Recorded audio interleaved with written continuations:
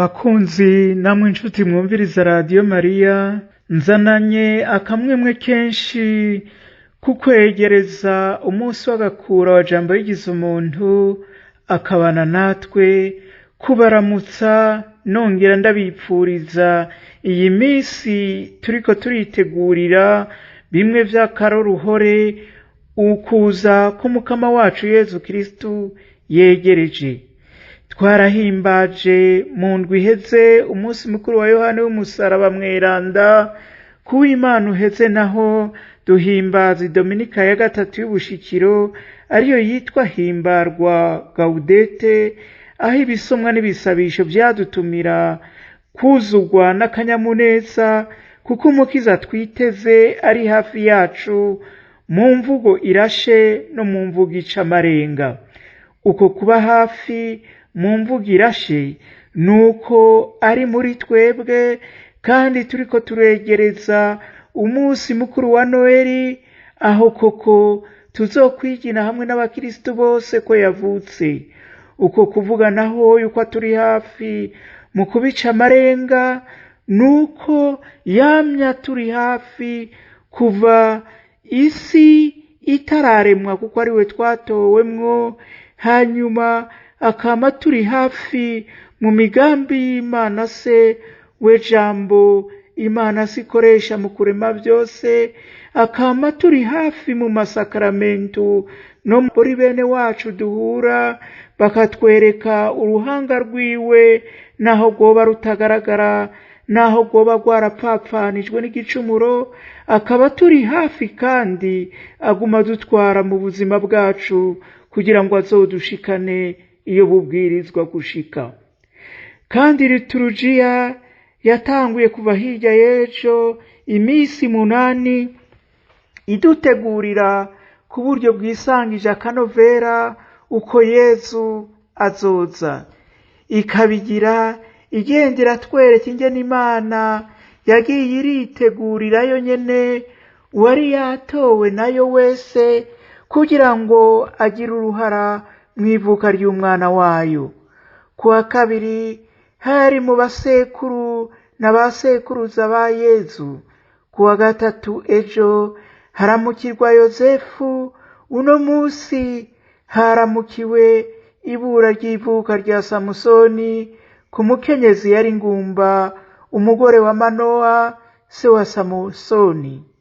Bigaca vyungikanywa n'ibura ry'ivuka rya Yohani Batista, nawe nyene avuga kuri Elizabeti yari ndavyara Zakariya na wakuze. Uko niko Imana yigirira mu gukora ibitangaza vyayo iciye ku bantu, kuko abo yitoreye bayitiza ukubaho kwabo n'inyinshi itomoye, ariko ikaba ariyo yikorera ivyayo mwivuka ryawe yatoreye ubutumwa budasanzwe, mwivuka rya jambo hano kw'isi, mwivuka ry'abana bose, akaba ari navyo agira mwivuka iryo ari ryo ryose, nk'uko abarundi bayamaze bati Imana yakumpaye icompa ngo duhure, tugahura buhure, nofukama nkayisenga, kuko bari bazi yuko umwana ariko atihabwa akatabonwa na bose, ari Imana iheza ikamuha abavyeyi ikamubabaragiza.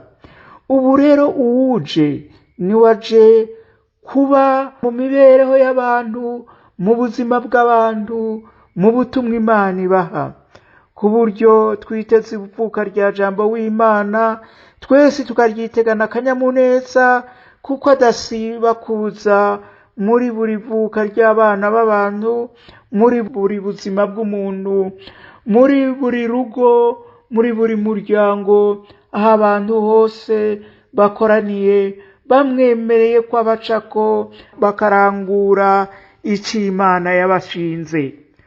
Twokwiswe rero twese bampawe nayo, abavyeyi bose nabo bakagenda bavuga bati turi bandereye Imana. N'ubu rero nk'uko tumaze iminsi tubigira, reka twegere Yohani w'umusaraba aduhereze muri uru rugendo imfashanyo yo kuzirikana uko kwegera nuko kwitegurira ukuza k'umwana w'Imana muri twebwe, ukuza k'umwana w'Imana kw'isi yose.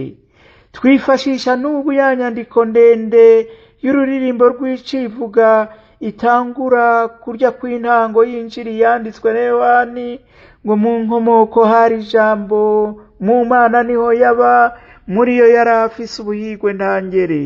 Twarabonye ingene muri ubwo buhirwe ariho hahereye ikiganiro ca Data na Mwana muri mutima, cerekana ko vyose babisangiye mu rukundo, ariko Mwana akaba yiharije ko abantu bazosa nawe bakamukunda, ari Imana se izoha rukundo rwayo ariwe mutima mweranda, kandi bakazotorana gusangira ubuninazwa nawe. Twarateye n'intambwe, turabona ko ibiremwa vyose Imana yavyiyumviriye nk'umucanje wa jambo. Imana yavyiyumviriye mu rusangi, ivyaremwe vyose bikaba ari nk'ingoro y'abantu bagenewe kumanika agashambara hamwe na jambo, bagasa kandi muri uko gushusha nawe no kwinjizwa nawe mu buhigwe bwa Data, abantu bakakura ukwizigira kunini, baca basangira n'ibiremwa vyose. Uno munsi dutera iyindi ntambwe, turaba uko uw'ijuru n'ivy'ijuru ataco vyobaye bisangiye n'abo kw'isi be n'ibibakikije, iyo jambo yabungiye ubumwe ataboneka, akunga ubumwe bw'isi n'ijuru mu kuza kwiwe, gusangira umubiri n'ukubaho na twebwe abo kw'isi. Ukudasa kw'ivy'ijuru n'ivyo kw'isi maze muri Yezu Kristu biregeranywa. Mu ndwi iheze twarazirikanye karya gace Yohani w'umusaraba yivugamwo ati, dawe ati nibibe gutyo, nivyo bikwiye urukundo rwawe. Amaze kubivuga atyo, ibiremwa vyose bica bibaho, biba ingoro y'umunyakigo yubakishijwe ubwitonzi bwinshi. Uno musi duce turaba uko iyo ngoro y'umunyakigo wa jambo ariwe muntu yari imeze. Yohani w'umusaraba avuga ati, ingoro y'umunyakigo yubakishijwe ubwenge bw'itonzi bwinshi, igabuye mu insago zibiri, ubwo hejuru n'ubwo hasi. Kuva ku ijambo rya Data avuga ati nibibe gutyo, amajambo urusago rwo hejuru n'urusago rwo hasi, ariko biremwa vyo mw'isi n'ivyo kw'isi, yerekana ko Yohani w'umusaraba yakiruruye amaso n'umutima, maze akinovora ya majambo tuvuga muri ndemera Imana imwe rudende, tuti yaremye ijuru n'isi, ibiboneka n'ibitaboneka. Si ubwa mbere rero tubona ko muri iyo ndirimbo civugo Yohani w'umusaraba yishongora ku buhinga buhanitse, ivyo tugaragaza tukemanga mu kwemera kwacu. Ibiremwa vyose rero bimeze nk'ibitumiwe guhimbaza ubwo bugeni, aho jambo yamyeho aje kwakira abantu n'ubuntu muri we nk'umuzezwa nzu wiwe, akabajana bose mu buninazwa. Kuvuga ko hari ubudasa bw'ikirenga hagati y'ibiremwa vyo kw'isi n'ivyo mw'ijuru, ntibisigura ko ibiremwa vyo kw'isi bigayitse canke ko kamere muntu yoba isuzuguwe. Yohani w'umusaraba aravuga ati, urusago rwo hasi n'ubudasa bw'ikirenga yabugizemwo, ubwo hejuru ararutaka n'udusaro twagakura, kugira ngo umucanje amenye umunega afise. Ihibambewe Imana irakunda ubudasa. Mu kurema yagiye iratandukanya, umunsi ubutandukanya n'ijoro, inyoni zo mu kirere zitandukanya n'ifi zo mu nyanza, umugabo imutandukanya n'umugore. Ariko muri ubwo budasa ni ikiremwa cose gifise ubwiza n'ikibanza caco, maze inyoni zo mu kirere zikagurukira mu kirere, ifi nazo zikaja mu nyanza, hanyuma umunsi ukaba uwo kumurikirwa n'izuba, ijoro rikaba iryo kumurikirwa n'ukwezi. umugabo akagira uruhara rwiwe, umugore akagira uruhara rwiwe. Ariko muri ubwo budasa ikiremwa cyose kikaba gifise ubwiza n'ikibanza caco, kandi byose bikaba bigize urunani rw'ubutore buhebuje. Ibaze namwe iyo bahobaye izuba ntihaba ukwezi ko mw'ijoro, iyo bahobaye inyoni zo mu kirere ntihaba ifi zo mu mazi, iyo bahobaye abagabo ntihaba abagore. Mbega ubuzima bwobonetse bwobaye bwiza nk'uko tubuzi. Ubudasa rero burimwo ubutore n'ukuzuzanya kugira ngo ubutore bw'Imana rurema bwibonekeze. Turazi neza ko muri rwa ruvino rw'umutima Yohani w'umusaraba yaririmba avuga ko utudonzi n'amashamba vyasagirijwe ubutore ntaharugwa, kandi vyerekana amakanda y'umukunzi, ari naco gituma navyo nyene uko gutaka ubwiza kukaba gusa n'imvugo idatomoye ariko igigimiza, kuko imvugo y'ibiremwa ifise aho itarenga.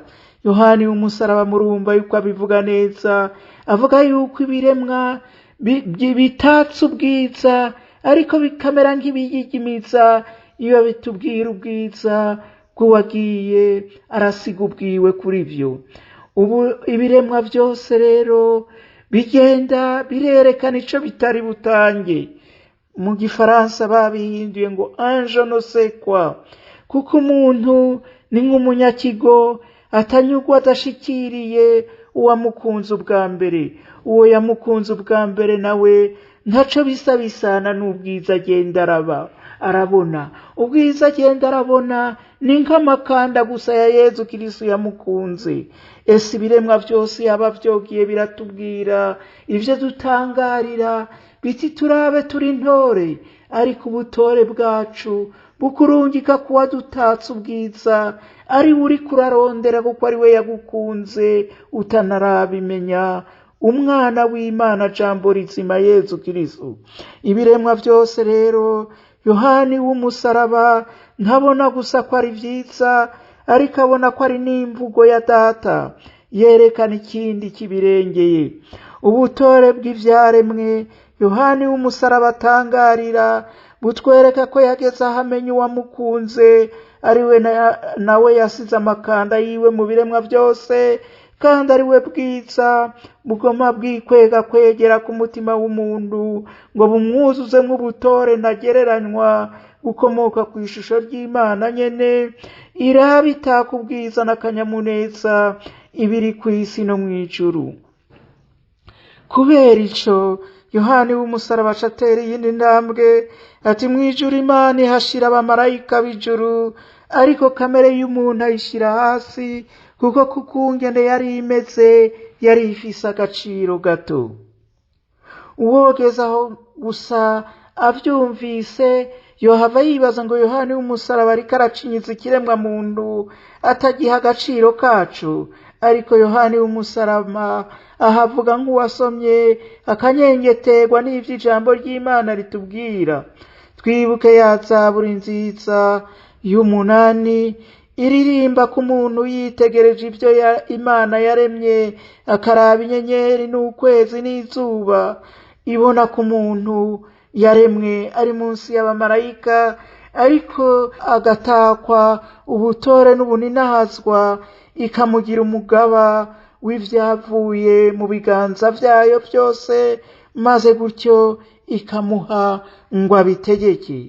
No mw'ijambo ry'Imana rero ikiremwa muntu nticubahirwa igikenye, cotuma kirusha ijunja ibindi. Cubahwa kuko kubw'umuntu ibiremwa byose bifise ico vyagenewe kandi bizoshikira, byose hamwe bigize umubiri umwe w'umunega ari we Kristo.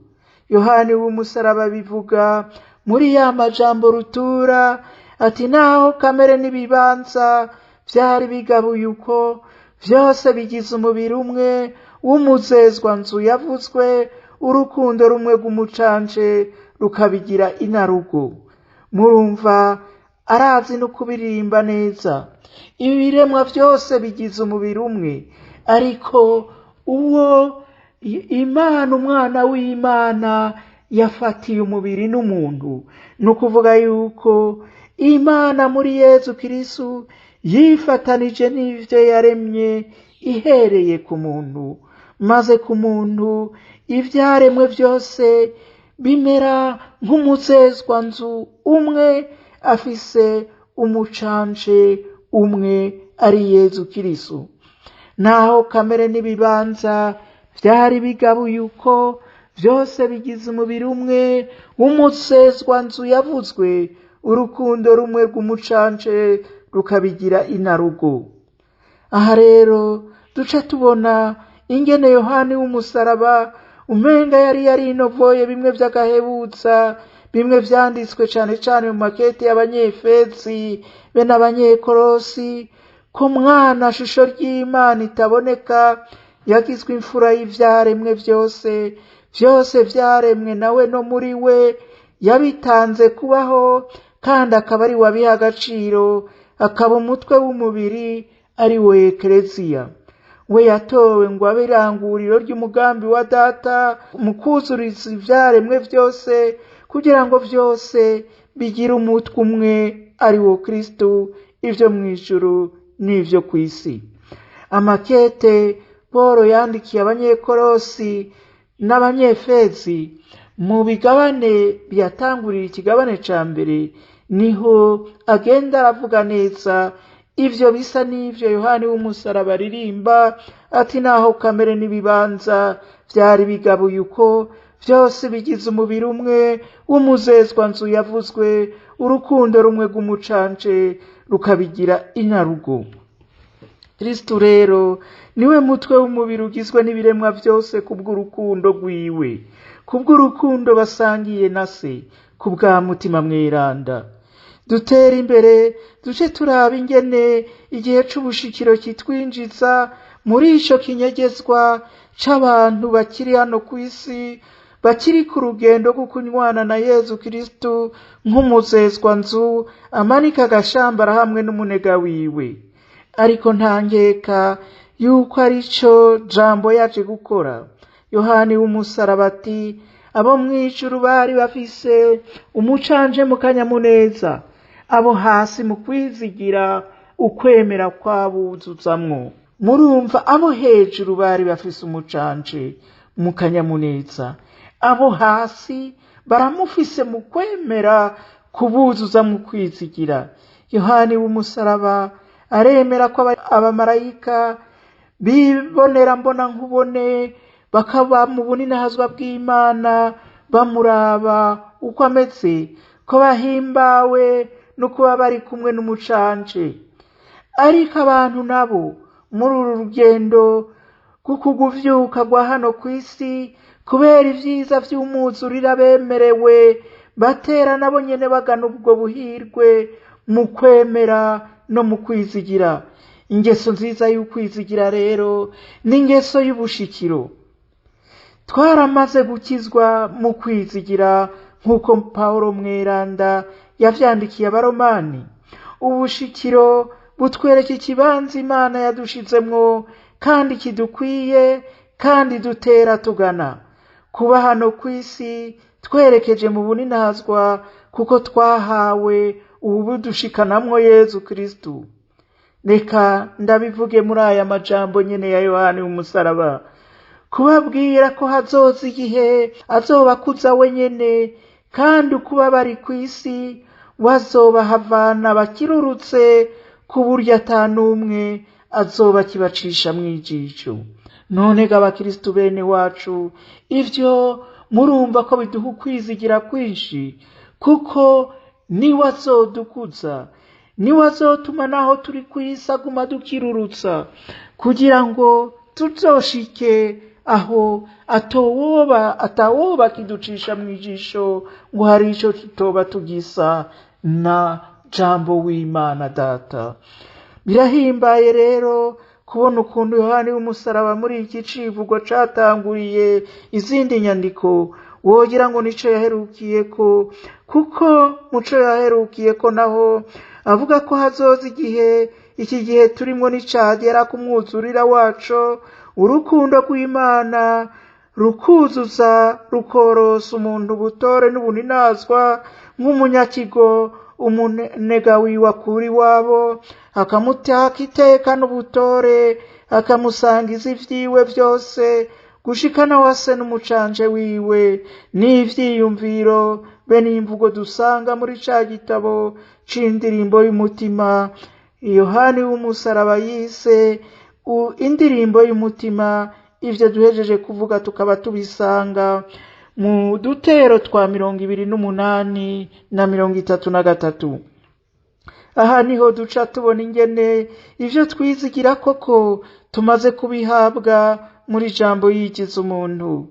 Yohani w'umusaraba ati kuko muri vyose gusa nabo niko yigize, maze arazi wabo agumana nabo, nuko Imana iba umuntu, umuntu nawe aba Imana, maze azavugana akagendana nabo, afungura kandi asangira nabo ubutakibavirira. Reka ndagasubiremwo. Kuko muri vyose gusa nabo niko yigize, maze arazi wabo agumana nabo, nuko Imana iba umuntu, umuntu nawe aba Imana, maze azavugana akagendana nabo, afungura kandi asangira nabo ubutakibavirira. Turibuka hamwe bavuga ko yaza, bakavuga ngo asangira n'abacumuzi, bakavuga ngo anywa hamwe nabo, kandi nawe akavuga ati nzogumana namwe ubutakibavirira. Kandi twibuke ko abana natwe niwe Emanueli, Imana muri twebwe. Aha rero harimo ukwemera dusanga mu nkuru nziza, ugendera tubwira uko Yesu Kristo yigize umuntu kandi yigira umuntu, yikwije ubuntu bwacu bwose akabuvanamo gusa tutatse ku buntu n'ubutore n'ubupfasoni. Ico naco kikaba ari igicumuro, ariko gutyo akaba ariho koko abugira ubuntu bw'umwuzurira, agaca inzira yerekana n'akarorero k'ubuntu bwuzuye, adasa n'abavukanyi muri byose, gushika no mu rupfu, aho yerekanye ko agabana urupfu abamukurikiye azobazura.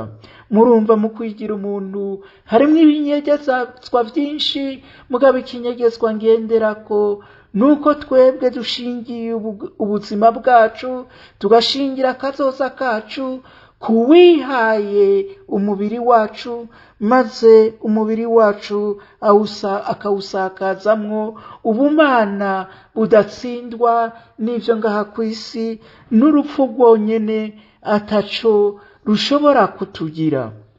Ni gutyo yashoboye kuba umuntu yuzuye n'Imana yuzuye, aba indumwa ya Data koko, isangira ikanywana n'abacumuzi, kugira ngo ntihagire n'umwe asigara inyuma mu bukwe bw'umwagazi, gushikaho hazorangurira kira ibihe turimwo, aho tuzonezererwa hamwe mu kadiho kamaho, kuko we ari umutwe w'umuzezwanzu wiwe, umuzezwanzu wiwe nawe akaba ari twebwe hamwe n'ibirema byose. Nivyo Yohani w'umusaraba aguma aririmba, yerekana yuko mu by'ukuri abigize bato bagumye barindiriye muri kahise ka Isirayeli kw'ivyo bizoranguka. Hanyuma muri abo bigize bato agahereza ku muvyeyi Mariya, yamwiteze, yiteze kwibaruka nk'abandi bavyeyi bose, yiteze kwakirana amaboko yombi, umutima watamanzuye ico Imana yari igiye kumuha. Maze ubutigu bumaze kugera, akumva abo mwijuru baririmba, kujya tuzokumva indirimbo y'abamarayika natwe tukayisubiramo tuti Gloria, kuko uko kunezerwa ko mwijuru kuzosaga kw'isi, isi izoba isazwe n'uwuvuye mwijuru, uwamye mwijuru azanye akanyamuneza n'ubuhigwe bwamyeho, akabikwiragiza akabisaga abo kw'isi. Maze umuvyeyi agatangarira ukuntu abo mwijuru baririmba bati gloria, bati ntihazwe Imana ije iva mu ijuru.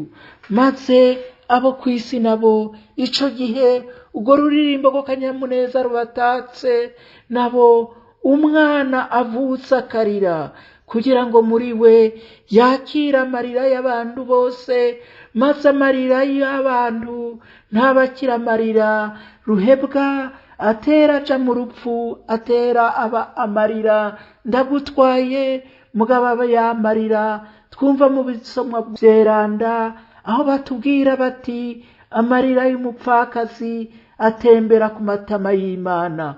Umwana yatuvukiye rero atuzanira akanyamuneza ko mwijuru kazotuma turirimba ururirimbo rw'abamarayika, hanyuma akakira amarira yacu akagenda duherekeza abana natwe iminsi yose gushika azoyashikana mu Mana izoyahinduramwo akanyamuneza kuwazuza akadutembera imbere. Nimuze rero twitegura umwe wese mwibanga yashinzwe uko Imana yamugize, maze Yezu Kristo ari muri twebwe umutima wacu mwugurukire, abari waduherekeza twese hamwe hamwe n'ibiremwa byose, azodushikane ku nowera aho tuzoririmba ya ndirimbo y'ab'ijuru iti Imana ninahatswe mu ijuru, gloria in excelsis Deo. Maze mugire iminsi myiza yo kwitegura umukama ashitse. Iyi minsi itwegereza Noel uko ari 8. Mugire ibihe vyiza kandi umukama aje muri twebwe, abane namwe no mu ngo zanyu no mu mabanga bashinze no mu rugendo rwo ngaha kw'isi ari we nyine atera duherekeza. Imana iri ntatswe mu ijuru, kw'isi naho haza amahoro ku bandikunda bakayikundira.